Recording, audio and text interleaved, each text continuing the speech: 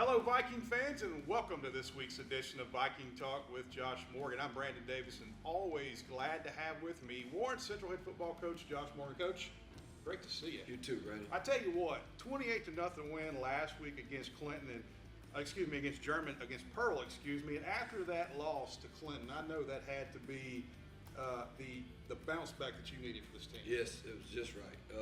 There's only one way to respond that we were looking for, and we needed that in a bad way, and we knew we were going to have to earn it. We knew it was going to be a physical and gritty and tough game, always is with Pearl. We knew we were going to have to play hard for 4 quarters and to do a really good job taking care of the football, and we were going to have to earn a tough win. Had our backs against the wall, had a bunch of things that we needed to get better at, and I was super proud of our kids and coaching staff and how we responded, and just really played well in all 3 phases, and complete total team win, playing good old Viking complementary football, and it was really good medicine for what we needed. So here at Warren Central, we have weekly goals. We have 38 really goals, metrics to measure how the team did. Out of those 38 last week, you got 34 of them in all 3 phases of the game. That has to be a good sign for you. Yeah, we do our goal charts, keep up with it on, like you said, a weekly basis, and we do. Look, around here, we don't try to cover up anything. If we didn't play good, our kids are going to know it, and we're not going to back down from it. You can't fix things if you don't shine a light on it and address it head on. We felt like we had one of those weeks, and I thought our kids, like you can have your lip poked out, or you can be coachable and want to be coached and want to fix things and get better. And that's the way our guys handled it, and they handled it like young men are supposed to. And to watch us be efficient, effective, take care of the football, be great in special teams, and pitch a shutout. So it's like I said, it was a big night for us, and it was awfully good to see, and so very encouraging.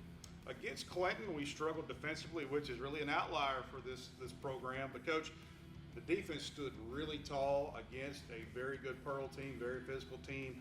They only had 75 yards of offense in the first half. You just alluded to it. They pitched a shutout. How were they able to turn it around in a week the way they did? Well, we play. Everybody has a job to do, and we play the way we play. It is truly a team, and it's a unit. And you got to know the nuances within the unit, and you have to know what your job is. And we weren't very far off. I know it didn't seem like it against Clinton. We were wrong fit, wrong gap, wrong pursuit angle, things like that we felt as a staff we could get it fixed if our kids would be coachable and be interested in fixing it and getting right. And of course they all were. And so again, made some tweaks, but really the kids deserve all of the accolades on that as far as how they responded. A lot of hard work went into it. You ask them to show up here after all that on a Labor Day. Every one of them accountable and on point. And just proud of our staff for addressing and identifying what our next step should be. And then I'm really proud of the guys for how they responded the week and how they performed against another, like I said, a really good team.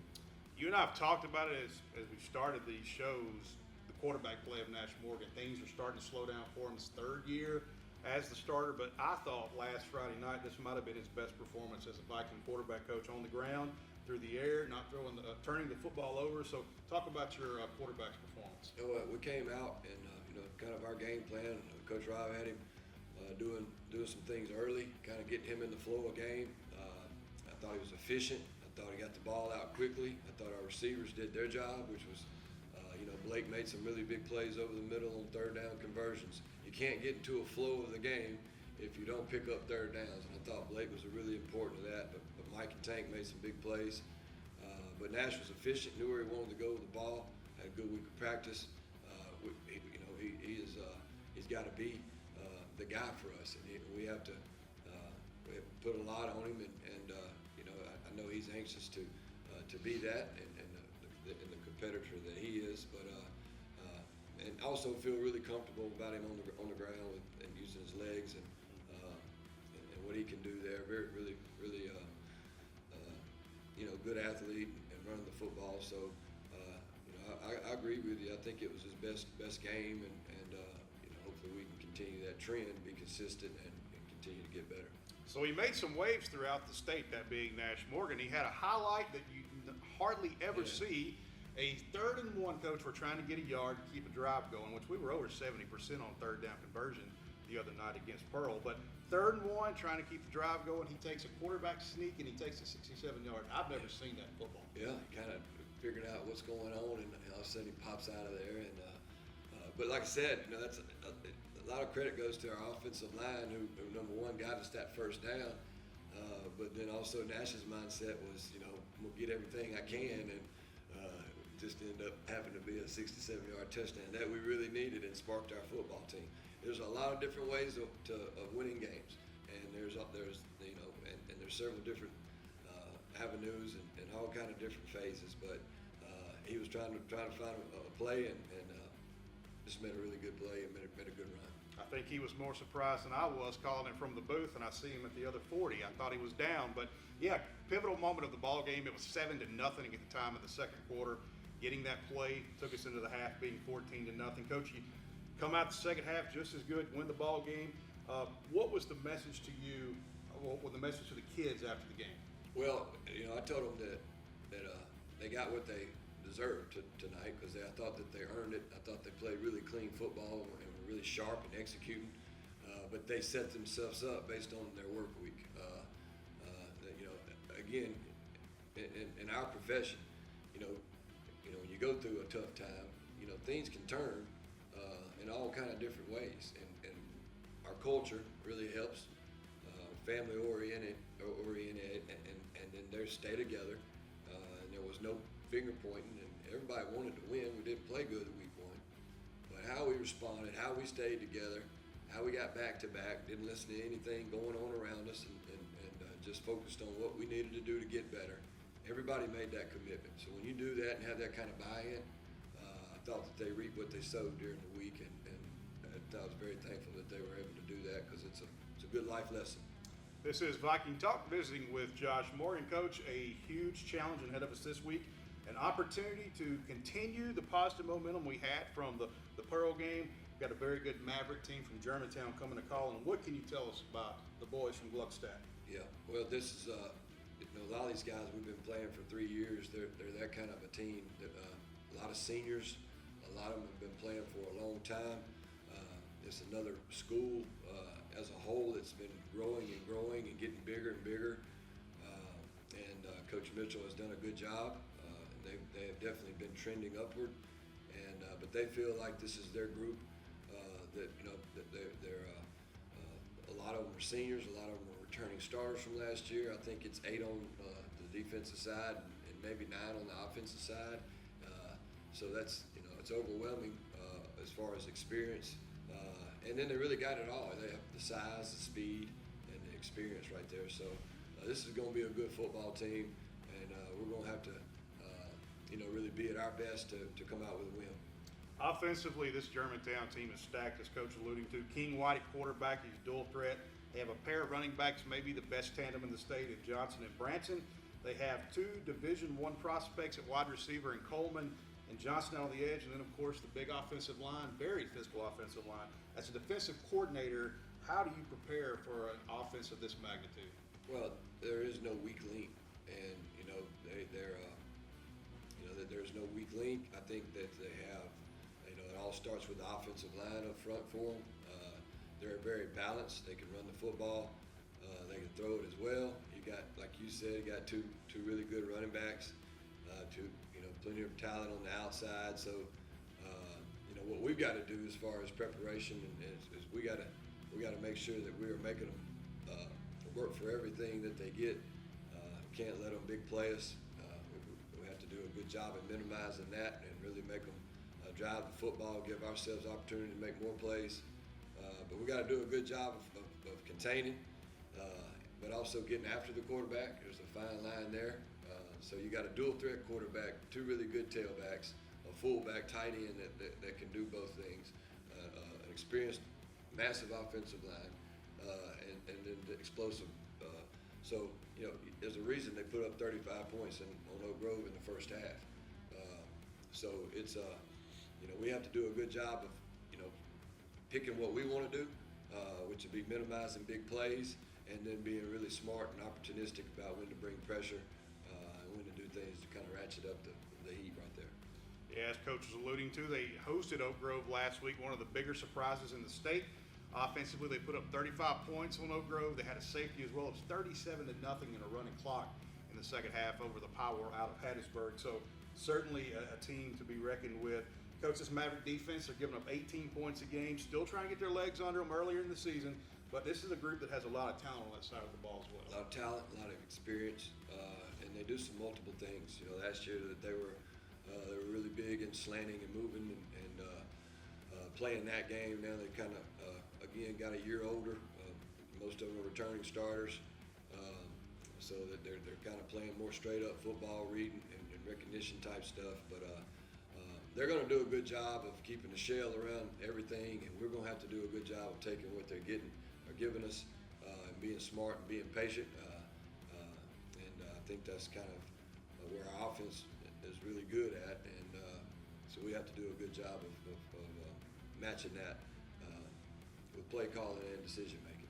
Well, our offense here at Warren Central for this season has been very good so far. You've had a 100-yard rusher in each of the 2 weeks, Coach. The offensive line, we knew it was going to be the strength, and it's really starting to play out for us here. Well, that is our strength, and when that's a good sign when that's your strength. When you can run the football, you know, you got a chance to win, and that's where, you know, three of our returning stars are back from, and then we've got Coffee, who's a senior, and then Pat, who played a lot last year in several different aspects. So that's our most experienced group, and we feel like that's more of our that's one of our more physical groups, and so we're thankful for them. I think they have played well, and hopefully they can continue that trend and continue to get better, because when you can run the ball, you and I both know it, your chances of winning go up, and also, you know, you're set up for, you know, in your playoff games and things like that. When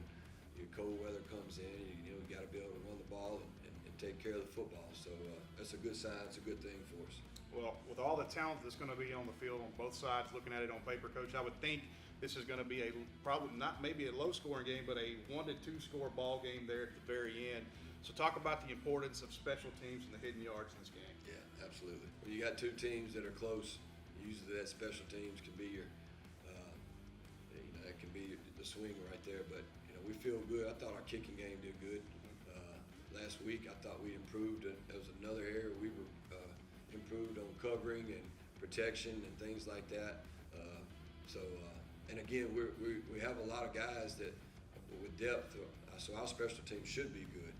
And then I feel like Jonah can be a big weapon for us right there. So it's going to be big. It's going to be important. But they have some good guys too, and they got some guys that can block kicks. They got some guys that can return them.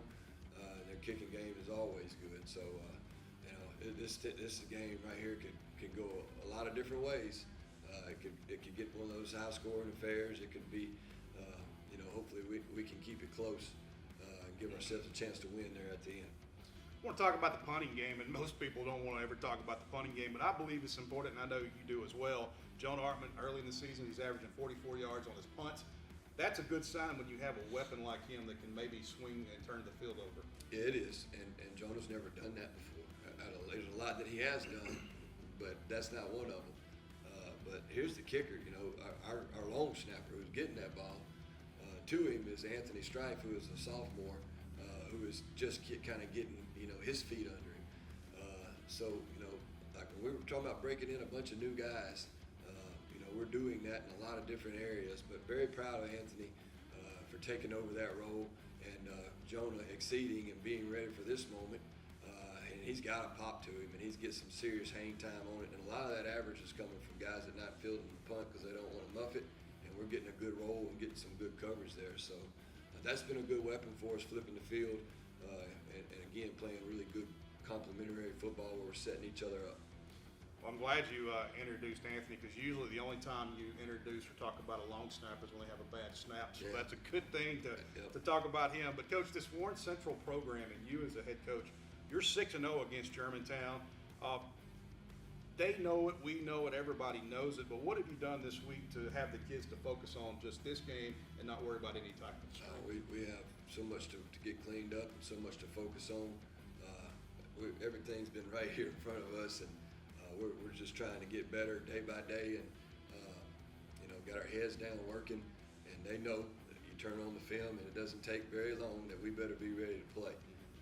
So that's all in itself. That's got their attention as well. So, but there is some confidence there. There is some confidence that hopefully that we've built not only through our program coming up from the junior high system, from our 9th grade.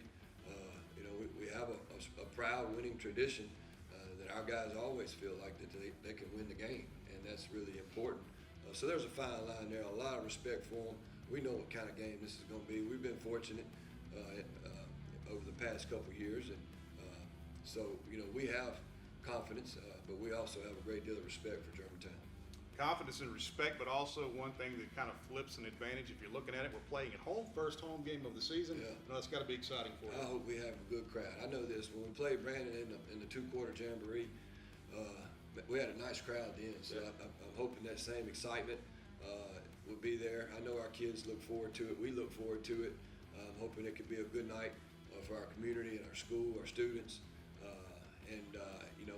That sure is what we want. And we try to put a good product on the field for everybody to be proud of. But we love our home. We love our home crowd. And we love playing on Highway 27. Glad to finally be back at Robert Morgan Field for a couple of games. Coach, before we get into that, how did the kids handle practice this week? This week, well, it's a lot more fun when you're getting better after a win. So that was, again, football teaches you so many good things, but it was a lot of excited guys, so it's also good to when they trust you and they trust to do what you're asking them to do, and then you see it pay off. It just builds more trust, if that makes sense. Like when they put their trust in you, and then they see it work, and then they really trust you, and then you become close. So I feel like it was one of those weeks where I got you, Coach. I see what you're saying. So that's important for us too. Still early in the year, we still are going to have some different things that we do personnel-wise and trying to find the right fits. But really big step last week for us as a football team. Tremendous step, and hopefully we can take another step this week. But when you design your schedules in the preseason, you make a difficult schedule. You've done it the Yes. past 2 years. You do it on a purpose. Yep. That way to help you build throughout the season. Yes, sir. We do. It just goes back to the teams that we've already played and are still in front of us in our non-district schedule. It does us no good if we're not playing people that are going to challenge us and make us better and make us be the best that we can be. And on the flip side of that is your team's got to stay with you through all that. Like we're basically signing up for some tough times. Yeah. You're basically signing that paper up, and we don't know how it's going to come or where it's going to come. So your foundation of your team, your culture, your locker room, you got to have that built the right way, or it can fall apart on you. So make sure that's done during your off season and taking care of that and competing and getting better week in and week out in this tough non-district schedule. And doing that makes us better. Well, an awesome opportunity in front of us this week, and very blessed to be a part of this. What are the keys, Coach, to beating this very good Germantown team? Well, I think defensively, we're going to have to do a good job of minimizing their big plays over 20 yards, and really make them nickel and dime and make them earn and work and get everything the hard way. Nothing cheap and easy. They're just too good to do that. And I feel like that's going to allow us to get our feet up under us, settle into the game, and kind of get into the flow of it, because they have the potential to bombard you with points, to bombard you with big plays.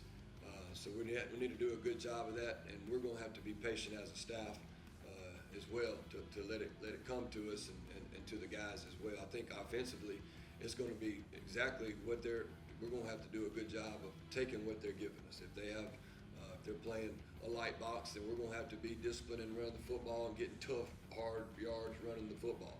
If they got the box filled up, then we're going to have to be able to counter that with making plays in the air and getting the big playmakers an opportunity to make plays on the back end of that. And I think we're going to have to do a good job of that. So I think those are really important. And I think then it comes down to I'll tell you the reason that we won against Pearl the other night, one of the big stats was our third down conversions. We held the Pearl to 2 out of 11 third down conversions. And on offense, we converted 5 out of 9. That was night and day between the week before. Right. It's a difference in getting off the field and staying on the field. So I think that's going to be big as well. Well, Coach, best of luck to you. This one's going to be a lot of fun. Yeah.